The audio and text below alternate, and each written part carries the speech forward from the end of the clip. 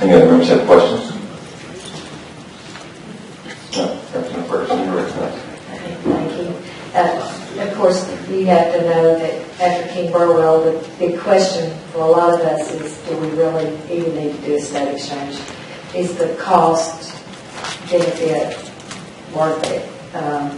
Creating a whole new bureaucracy and spending $100 million, are we going to receive enough benefit to be worth that kind of? And that's a fair question. And I know you said we could do it for 3%. I mean, how much have we spent already of the $100 million, and how many employees are we talking about?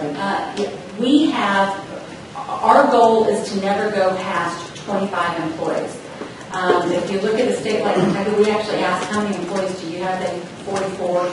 And so we are a very, very small exchange. And one of the reasons we did that is because at some point, once you launch this ship, you really just need somebody rowing. Launching is more difficult. We didn't want to hire a huge staff that 2 years down the road, we then just have to let go.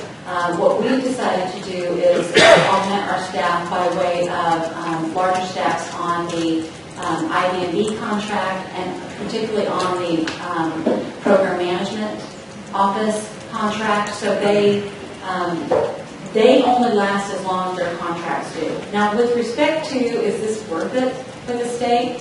I will say this. If the state were not planning, if the state were really happy with Medicaid as it is today and didn't want to make any changes to it, didn't want to innovate, didn't want to reform, then go with the FFM, with the federal exchange, because that's exactly what you'll get. If the state is satisfied with the Department of Human Services, or at least the Medicaid office being an outpost of the federal Health and Human Services, then go with the FFM.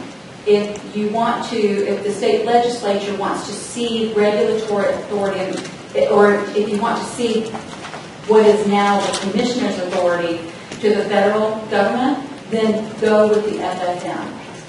If you don't want to do any of those things, if none of that sounds appealing to you, then you need to do your own state-based exchange. And by the way, we are the last state to get federal funding for our exchange.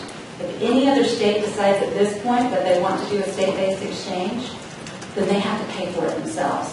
We have a $100 million grant with which to build this.